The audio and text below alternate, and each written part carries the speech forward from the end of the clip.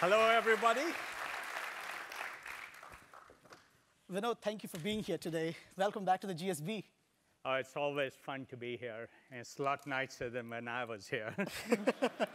Yes, I've been hearing that quite a bit today, given the previous classes are here. I'm thrilled to be having this conversation. I was told that you schedule your time in 15-minute slots. So we are taking up 4 of those slots right now. So I'll get right to it. I have a few questions here focusing on 3 things: your leadership and management journey, your thoughts on investing in entrepreneurship, and then a few questions on your personal life and legacy.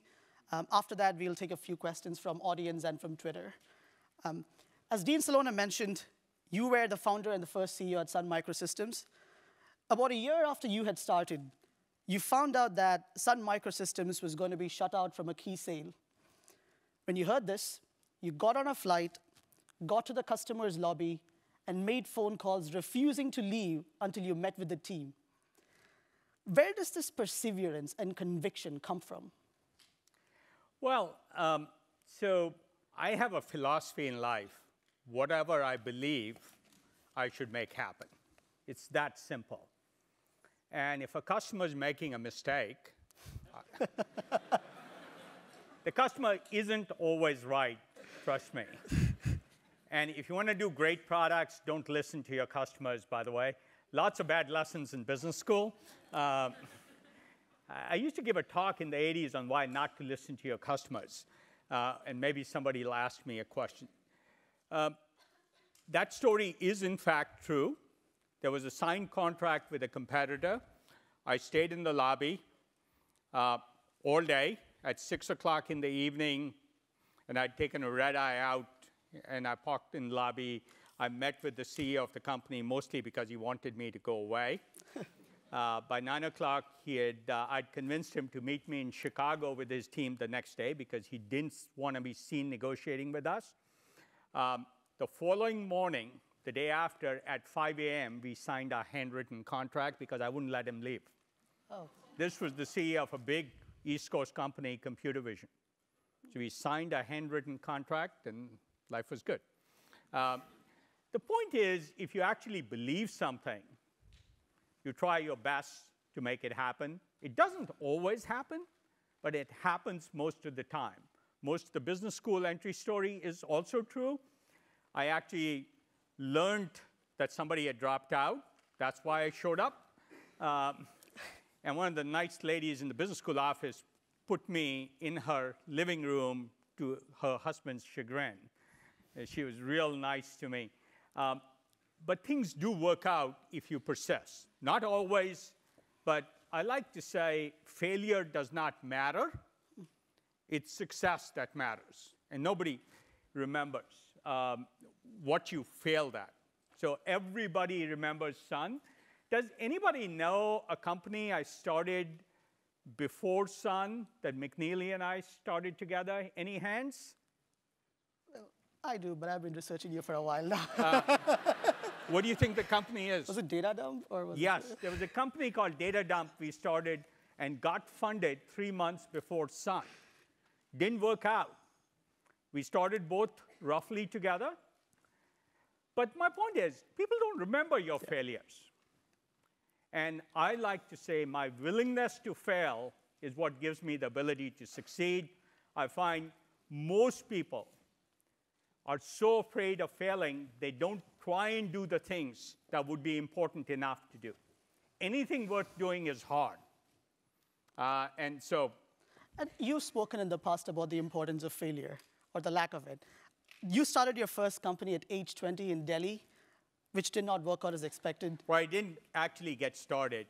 Huh. They told me it'd be 7 years to get a phone line. How did you react to that? Honest to goodness.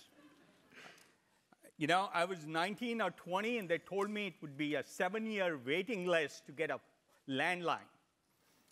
I sort of picked up and went to Carnegie Mellon. How was that like, the move to the US? You know, look, it was easy. I wanted to be in Silicon Valley. I knew I'd get here. I had no way to pay for it, so I had to figure out how to get somebody to pay for it. In the end, the biomedical engineering department at CMU agreed to pay for it, so I went there. And I was very interested in biomedical engineering. So I did that, and then applied immediately to Stanford, and you've heard the rest of the story. They turned me down a couple of times, but you know, the funny thing is, with enough persistence, most things that seem impossible become possible. I'm always amazed at how often you can turn things around, and people take no for an answer too easily. You know, it's whether you're trying to achieve a goal like get into business school, or my green card was the same way. I left the job that had sponsored me, but I still got my green card even though no lawyer would take me. I became my own lawyer. Got my green card without working for while I was at business school. And I did it perfectly legally. My strategy there was, if I couldn't convince immigration, I'd confuse them, and I did. And they gave me my green card. Well, Vinod, I just want to ask you, what are some of the, perhaps, the early influences that made you this way, this high perseverance, high conviction person? Well, I was sort of always this way. I didn't grow up in this environment. Nobody around. My dad was in the Indian Army since he was 16, so he joined the ranks of the Indian Army, and when he was 16, got shipped off to Egypt to fight for the British. And so I grew up in a very different environment, but I always had this view that if I determined something was right, I was going to make it happen. And this comes to, since one of the focuses of this lecture is leadership, I am amazed at how few people have a belief system. What do they actually believe in?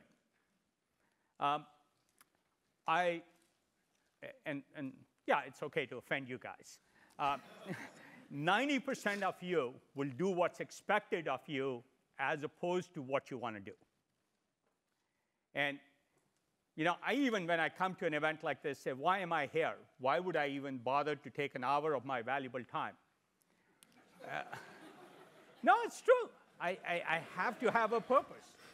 My goal is very simple. If I can convert one of you, there's probably 400, 500 people here. If I can convert one of you to follow your belief and have the guts to follow your belief, I'll think of the hour as well spent. Right? So I always say, what am I trying to do and why? I don't speak because somebody will write nice things about it. I always sort of have a purpose, but I have a belief system. And most people, even successful companies, and I have big beef with Fortune 500 CEOs I can talk about, there's very little leadership there. Don't have an internal compass of what they believe in. It's what do others expect? You know, when I graduated, I went into entrepreneurship. Nobody went into entrepreneurship out of the business school, and people said, why wouldn't you work for Goldman or McKinsey? And I said, why would you? Like, I couldn't fathom why you would want to do that job, right? I still can't, by the way. For those of you going to those places, and I'm sure there's plenty, I'm probably not the right person to talk to you. I frankly don't even care to talk to you. All of you others. I think there's something wrong with anybody who fundamentally wants to go work for one of the consultants or the investment banks today in this part. They don't understand how the world is going to work in the future. But my point, again, is have a belief system, follow that compass. And I'm overstating it a bit, so there may be some hope for those of you going there. But it's only a little bit of an exaggeration. Let me go back to this issue of Fortune 500 CEOs. I've talked to many over the years. If a New York Times writer writes an article, they want to change their strategy, they want to respond. How silly is that some English major who's never had a business job can determine the strategy of a Fortune 500 company? Why? Because they care about what's written, not what their belief system is. Do you know what Elon Musk would say to that writer? Go get a real job. Right?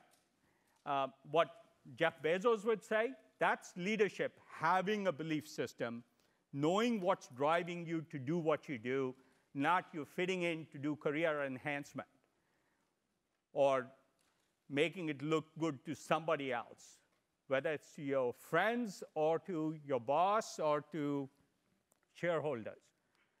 And frankly, you look at all the companies that are languishing in the valley, the older companies. They generally don't have a belief system. They're generally trying to meet some quarterly target without saying, here's how we will be different, and here's how we'll do it. Apple did languish for 10, 15 years, and then Steve Jobs came in with a point of view and created the most valuable company in the world. He did irrational things. If you go back to January of 2007, January 1, everybody was saying nobody wants a phone without a keyboard. Nobody wants a phone that costs $699. I can go on with the litany. Those were all English majors writing articles. I have this beef against English majors. Not all English majors are bad, but the majority of them at Stanford are undirected and don't have a goal or a purpose. Sorry. And that's not to say among them there isn't 20% that are really good. They just didn't get the right guidance and ended up in the wrong place. I like purposeful education. Anyway, sorry, back to you. No, absolutely. This actually is an interesting... I make up better questions than usually. Well, that's a challenge for you guys, hashtag GSBVFTT. But I want to ask you about this. You are known for being, for the lack of a better word, somewhat blunt. Well, your website says, we prefer brutal honesty to hypocritical politeness. What are the trade-offs in doing this? Well, there's lots of trade-offs, but I'm again very clear. You know, it started off earlier in my life. I was very successful. Even before I started Sun, I started a company like Desai that made me more money, which was only $1 million back then, or a little more than that, than my dad had made in his career cumulatively. So I was in a whole different place. And I said, the one thing I'll do is not do what others want me to do, or be polite, which generally means dishonest. There's a great book by Sam Harris, who's a professor over on the other side, about lying. I recommend everybody read Sam Harris's book on lying and why we all lie too much and too often. We put this sort of slogan, I prefer brutal honesty to hypocritical politeness, on our website because it's a real disservice to people. You don't have to be offensive to be honest. When I don't like somebody, I can get offensive to, but generally, you can be constructive and very honest, and I prefer that brutal honesty because it serves a purpose. The receiver can do something about it if it's a constructive criticism. If you get hypocritical politeness, you might lose a lot. So again, it's about having enough confidence to say the other person will eventually appreciate it, and that slogan came after I was working on a company with another major venture firm, and I didn't believe their plan would work. They had $45, $50 million in the bank account, so everybody was comfortable, too comfortable in my view. I talked to the founders why it wouldn't work. What my concerns were, the other VCs agreed with me in the board meeting, said all these polite things. You know, so 40 engineers wasted 3 or 4 years of their life because nobody was willing to tell them the honest truth about what they really thought. And I swore I would never let anybody waste their life, at least give them the best advice I had to give and tell them I may be wrong, but I'm not going to say something I don't believe in. I just won't. And that's extremely valuable to the other thing. But to be honest, look, there are situations it offends people, and I offend people often. Yeah, but it helps them if they're really introspective, right? I just had a candidate from Harvard Business School come in and interview for a job, and half an hour into the meeting, I said, you know, you're not a match for us. Here's what I would do. And I spent the next half hour, I literally said to her, if I'm going to waste the next half hour of my life talking to you, I'm going to give you my best advice on what to do about your career, which I did. She didn't love it. She sent me a nice note a week later. But it's very valuable. But the real fact, the honest truth about why I like that is once I was in a position I didn't need a job, nobody could fire me. I've actually never worked for anybody, so it's actually sort of nice. I felt it was an indulgence or a luxury I could enjoy. Some people, if they get that financial freedom, might buy a yacht. I bought myself the freedom of brutal honesty, and it's an indulgence. I get to do things others may not be in a position to do. There is a downside for others, but I think generally constructive honesty and constructive criticism than hypocritical politeness will serve other people well. Oh, that founder, by the way, in that company called me 4 years later after this company got sold for $3 million, 4 years later. Sad story. And he called me a year after that, said, I only want to work with you on my next venture because I wish somebody had told me. You talked briefly about venture capital as it stands now earlier. I just want to come back to that. Specifically, how does it compare to 1982 when you were starting Sun Microsystems? And what are the major differences you see? It's a lot more popular now. It's a lot more accepted. It's a lot more accepted to do startups. So for those of you who are so inclined, it's much easier to take that route.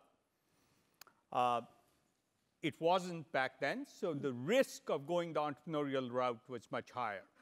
If you went entrepreneurial and it didn't work out, you couldn't get a job at GE, right? Much harder. Today, if you've done a startup, GE would love to have you even if it failed. In fact, would prefer you over somebody who spent 2 years at GE. Not 100% true, but generally, it's the learning experience of a startup, whether it's successful or unsuccessful, is recognized as extremely valuable. And the cultural training of that is something everybody is striving for. I'm amazed at the people who come through Silicon Valley. It feels like a tour stop, like Fisherman's Wharf used to be. Every Fortune 500 CEO coming here, holding board meetings here because they want to learn the culture. And I think that becomes a real career enhancement for those of you who do that. Now, I'm not a big fan of planning careers. I'm much more about driving for the things you want to do and go do them. And that's about entrepreneurship. What about venture capital? I mean, for instance, you very famously said in a TechCrunch interview, 95% venture capital is at no value and 70% at negative value. All my venture capital friends love that statement. But I tell them that, you know, there was a major firm. I called somebody there and said, this guy's destroying this company, right? It happens all the time.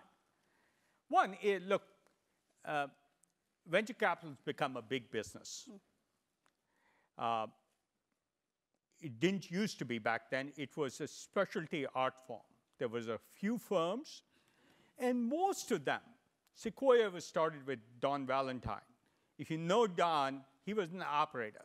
Kleiner was started by Tom Perkins and Eugene Kleiner. Tom ran a division of HP, and before that, he was a technologist. These guys, and I'm not one for looking back and being romantic about these, but this issue is important. These guys earned the right to advise an entrepreneur. That means they had gone through the battles where they had the experience. when a unique situation came up and an entrepreneur wanted advice, they actually had been through the firing line to viscerally understand how to give them advice. Most VCs have not earned the right to advise an entrepreneur, yet they feel free to in their ignorance. And I believe you should have gone through a startup or at least some significant experiences, and there are good exceptions to this rule, to really advise entrepreneurs on how to build a company. And most VCs haven't done that, so they give stupid advice. You know, if you got out of business school and joined a VC firm and grew up and eventually became a partner, you haven't learned what it's like to be in a startup. So in our firm, we have a rule. You can join. You join for 3 to 4 years. Then you have to leave, actually work in a startup before you come back and actually can I'll give you the responsibility to advise entrepreneurs. People get frustrated because their peers in other venture firms are sitting on boards and advising entrepreneurs. But you know, that's exercising authority as opposed to exercising influence because you have credibility with the entrepreneur. Most of the time, I don't go on boards. I just advise entrepreneurs, and frankly, being on a board is irrelevant. On that topic, you have a very unique strategy among VCs. You've said, I'm only interested in technologies that have a 90% chance of failure, but if they do succeed, would change the infrastructure of society in a radical way.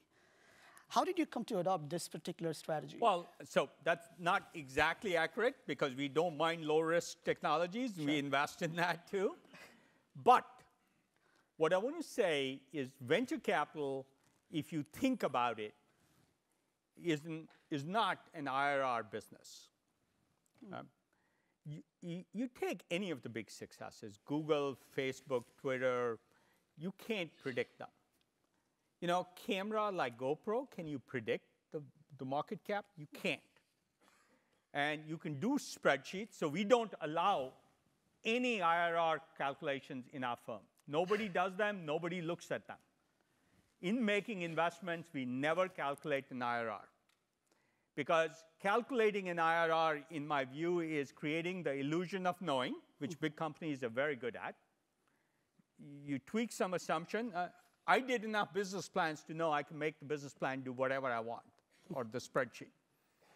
You know, reality is different. I don't even think you can plan startups, so business plans are largely irrelevant, other than in surfacing the key issues the entrepreneur is thinking about. How thorough is their thinking? What's the quality of their thinking? That's the only thing I use a business plan for. Then what you're doing. You're really doing option value investing if you want a financial term. If you lose 1 time your money. If you win 10 times your money. Your downside is limited to your investment. So whenever we make an investment, I assume we lost it, and then there's only upside. Right? As soon as you write it off in your mind, there's only upside. So that's how I view the world, and then you try and take the higher risk. And there's VCs who won't invest with us because they feel like we take too much risk, which is fine. There's room for every style of VC firm. Ours is different. It's about taking higher risks and higher upside. 90% chance of failure is not a problem if there's a 10% chance of 100 times your money. If it's the only thing that worked, then you're in pretty good shape. And that's not the only good strategy. Private equity does very well running spreadsheets and that. I just have no interest in spreadsheets. So, and we're not good at it. So we know what we do. What's bad is when people who come from that world want to do this kind of investing. Yeah. There can't be a mismatch of your personality with the investing type. But sure. All those are good scenarios, and some of them are even better scenarios for IRR than what we do. Well, sorry. You mentioned you mentioned right now about getting other VCs to invest with you. And throughout your investing career, you had a strong streak of going against conventional wisdom, NextGen, Juniper. I'm curious, how do you get others to buy into your convictions? Sometimes they do after the fact. Sometimes they don't. Sometimes they actually don't know any better, so they're confused, which is good. All those happen. Look, there's lots of really good VCs around, right? But there's order of magnitude more bad VCs around. So there's probably half a dozen people I respect in the VC business, and probably the vast majority I don't know personally, so I won't judge them. But of all the people I know in the VC business, 90% really add no value, and I truly believe 70% of them reduce the potential of a company. I could keep asking you questions on investing, but I really want to... But here's the thing, right? 90% chance of failure. Yeah. You have to have the courage to fail then, because most likely you're going to get that option at a very large play. And that's a particular segment of the venture capital business or the investing business. It's not every segment. Capital preservation is important in other segments. It's just boring to me. It's much more exciting to be on a roller coaster where the highs are high and the lows are low. So risk-taking is absolutely essential. Now, as career advice to all of you, you can make money and good status and all that in regular big companies. There's very little really interesting stuff you can do in big companies. It comes it's shocking to people, but who reinvented retail? It wasn't Walmart, it was Amazon. Who reinvented media? It wasn't NBC, it was YouTube. Who reinvented space? It wasn't Lockheed, it was SpaceX. I was hard-pressed to think of one thing that had come out of a large company in the last 20, 30 years that was materially changing the landscape. And the reason's very simple, and this is all interesting things happen at the edges of the system.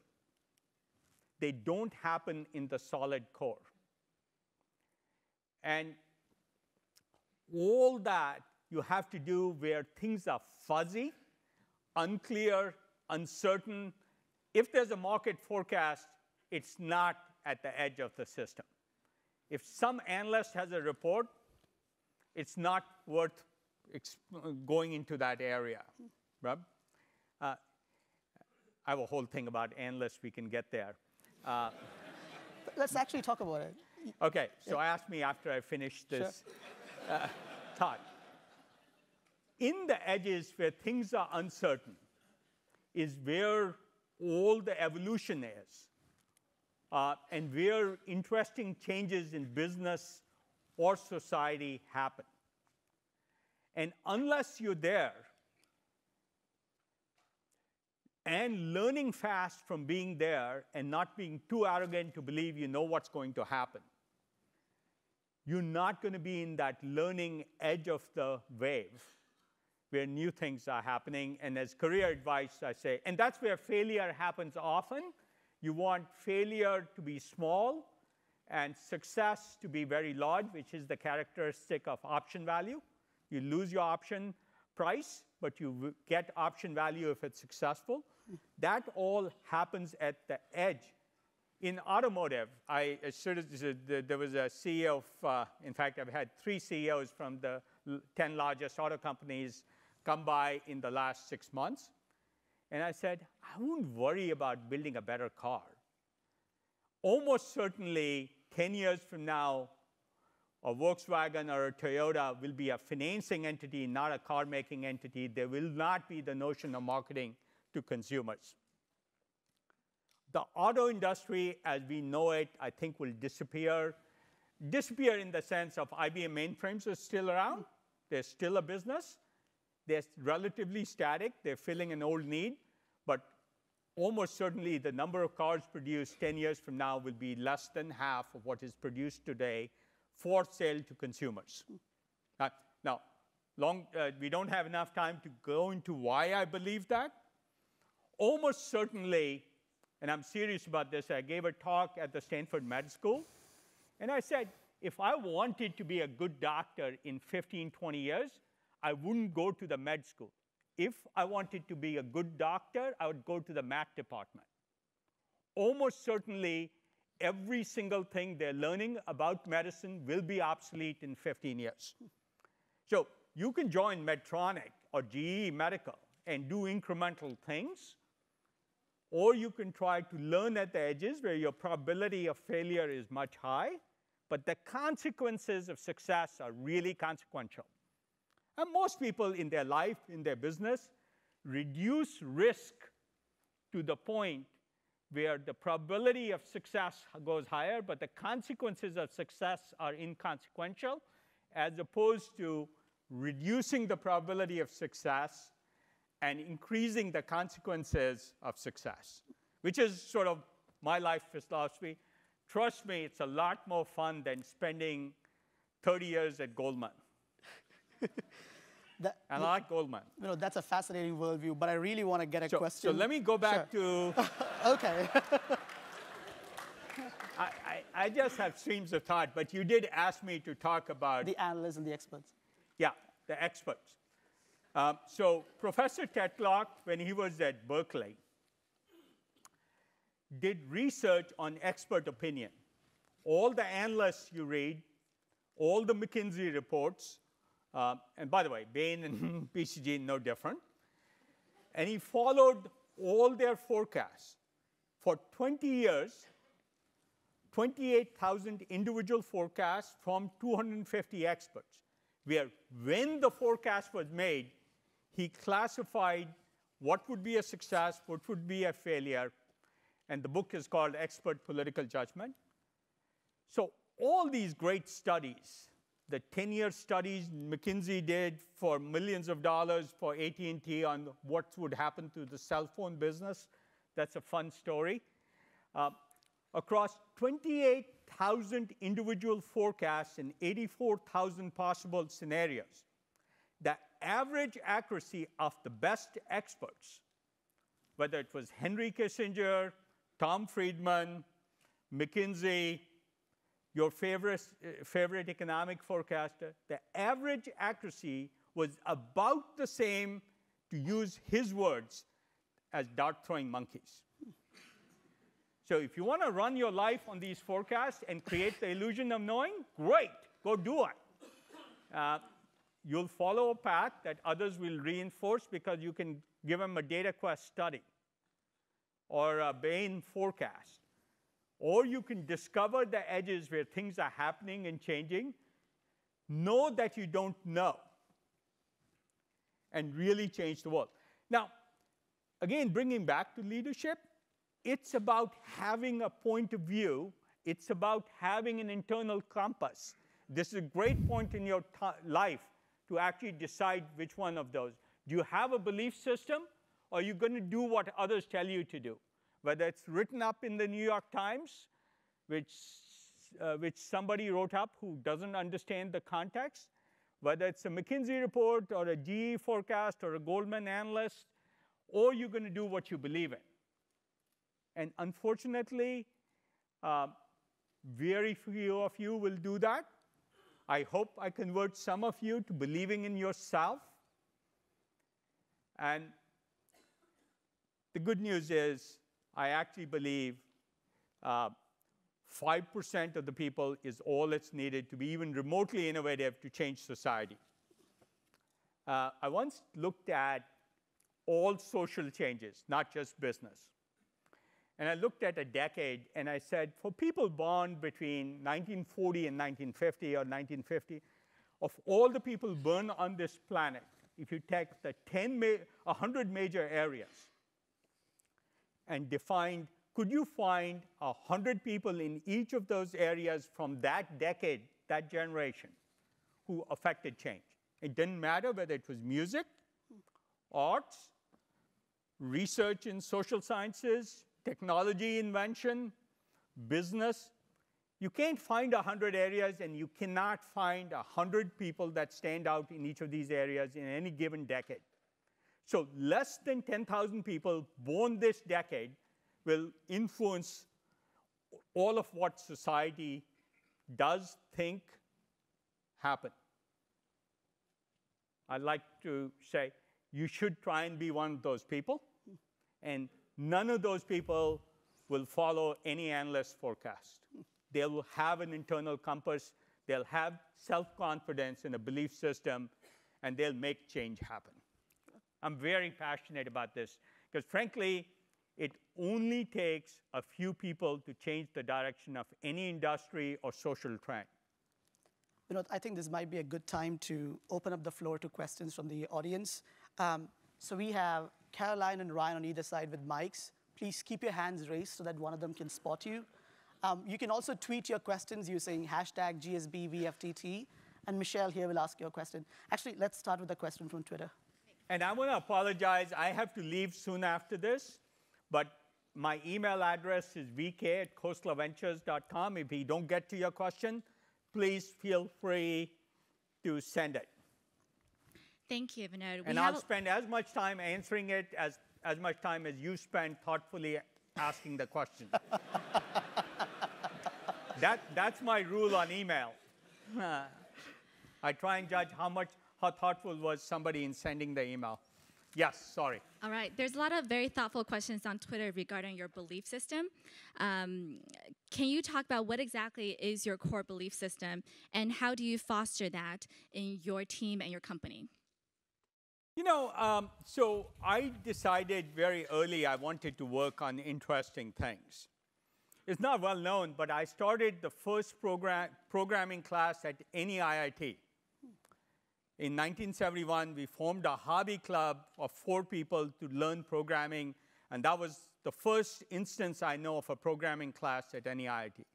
A few years later, I got interested in biomedical engineering, and I was 16 when I started the programming club at IIT Delhi. A few years later, we started the biomedical engineering program, which was we just convinced one professor to work with us, and there was 3 or 4 of us. And so I had this habit of saying, what do I want to do and how to make it happen? But the core belief system I have is I want to work on interesting things. I don't want to get bored. And it applies to what I'm doing today. What I've learned since is it's nice to do that, but it's even more rewarding to do interesting things that have a great impact.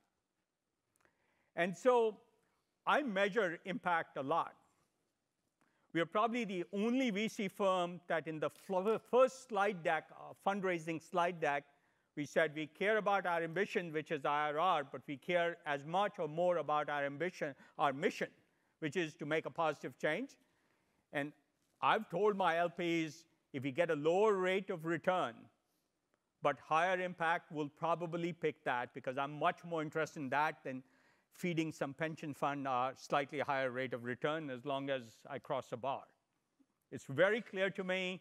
So it was cool stuff and interesting stuff early. I didn't have perspective when I was in 20s. And over time, I said, it's much more fun to work on things that make a difference. And so I only do that. We had an investment, and somebody will tweet this, and I'll get in trouble. We are looking at an investment in a company called Teespring, which is doing extremely well. And the partner who's doing that, and I said, you want to invest in Teespring or T-shirts? Great. Don't expect me to spend any time. I'm not interested in T-shirts. I'd rather work on a healthcare solution. And so again, I want to emphasize, this is a luxury I've earned, so all of you don't have that luxury, and you're not in the same place. And I recognize when other people aren't in the same place. I also never cared what people thought, so I had that luxury very early on in my life, mostly through my attitude, which was much more belligerent when I was young. But now I can honestly say, we built a new building a few years ago, and I said, as long as health permits, I've enjoyed this so much, and the area I'm working on keeps changing every few years because the nature of venture capital and technology. I'm going to do this for the rest of my life, but only do things that actually make a positive difference. But also, anytime you make a difference, you make money. And I think when you make money as a consequence of trying to build interesting companies, you make much more of an impact than if you do it as a transaction, buy, sell kind of thing. In fact, if I get a business plan that talks about exit in the first couple of pages, I almost never read the rest of it. It's a good tip, right? Can you hear me? Yep. So I'm Alina, and I actually work for a healthcare startup, but I have a pointed question about you. I'm very impressed by the confidence you exhibit, and obviously you have reasons to be that confident. Some people call it arrogance. My question is, when you were a kid, did you get support from your family that made you as confident as you are right now? You know, first, it's hard to remember. I always did my thing. I always did things most kids didn't do. And my parents always sort of, I guess support is probably the right word. Indian families are very different. You never did things your parents really opposed, but I tended to do some of that. But I always had great dialogue with my parents, and they actually sort of accepted me very early going out of the bounds. For those of you who are interested in my attitude, and those of you who may have kids, I was asked to give a talk at Harker School here in Saratoga. So I gave a talk to the high school kids, and I did a presentation. My first slide was something like why you should only color outside the lines. My second slide was about why you should disregard your teachers. My third one was why you should disobey parents. And yeah, it was sort of funny, and the kids loved it, but I'm dead serious about it. I'm dead serious about it. I actually think inculcating an attitude of exploration, not conformation to a set of bounds set by others, is what creates this internal compass and belief system and confidence in yourself. Again, I say 90% of you will do what's expected. You know, after this, you'll be motivated and then go back and say, oh, that Goldman job, it pays more.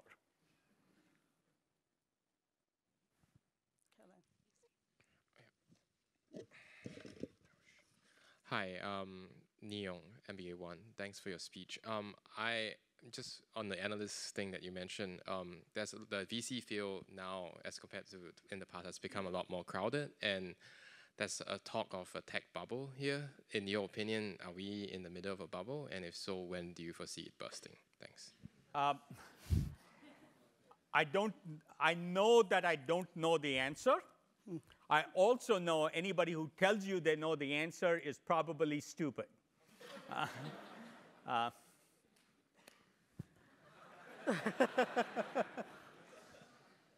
So yeah, thanks for your talk, Pablo Fuentes, MBA 10. So I think your brand of swashbuckling is particularly effective if you show some vulnerability. So I'm going to be your buddy and allow you to tell us a story about a time when you got crushed by somebody's brutal honesty and what you did with that.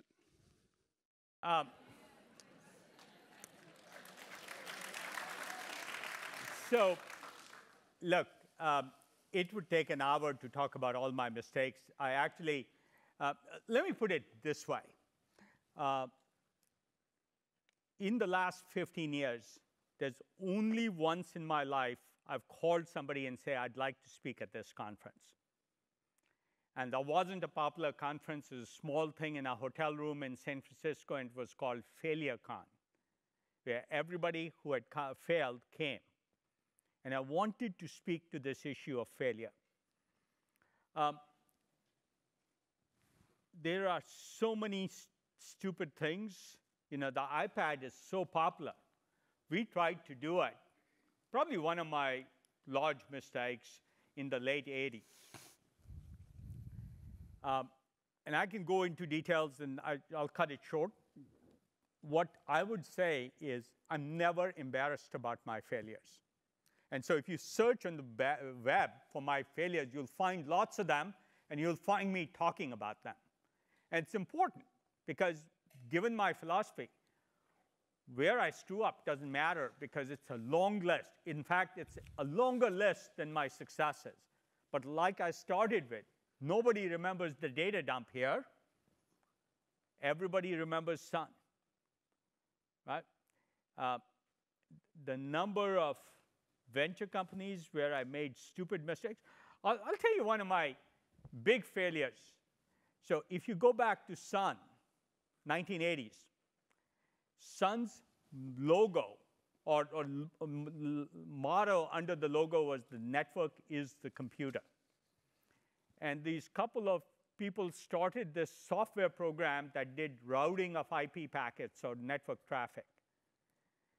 That happened to be the beginning of Cisco. Now, when you say the network is the computer and make these arrogant marketing lines, and you forget that routing is the key element, and Cisco was born as an application on Sun, and we didn't see it. And I said to myself, duh, how stupid was I not to see it when it was happening, even when I saw the application. A router was an application on a Sun machine. We missed the largest opportunity Sun could have. I can find 100 such examples. The point is, try and fail, but don't fail to try. A couple of other favorite quotes along those lines, since we're coming to the end of our time. Robert F. Kennedy said, only those who fail greatly can succeed greatly. The classic example of that is Elon Musk. Right? He said, forget this bullshit about supplying batteries to GM. They're just too slow to make change happen. You know, I was talking about retailing, Amazon, not Walmart, YouTube, not NBC. Think about GM or Tesla. GM spent way more money than Tesla did.